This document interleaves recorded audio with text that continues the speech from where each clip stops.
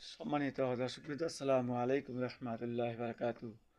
মহান আল্লাহ পাক বলেন, ওয়াকাদ খাবা মান দাসসাহা, আর সে বিফল হয়েছে যে তাকে দাবিয়ে দিয়েছে।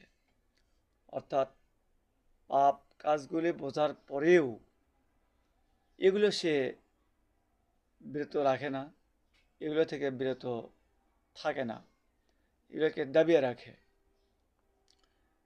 সে বিফল হয়েছে। সুতরাং আমরা জেনে বুঝে যে পাপ কাজগুলো করব, যে আর ভান করব যে আমরা মনে হয় কিছুই বুঝি না, না বুঝেই এগুলো করতেছি, এরকম স্বভাবের কথাই এখানে বলা হয়েছে। তা সেই বিফল, এই বিফলের শাস্তি অবশ্যই আছে। সুতরাং আমরা এখান থেকে বাঁচব ইনশাআল্লাহ।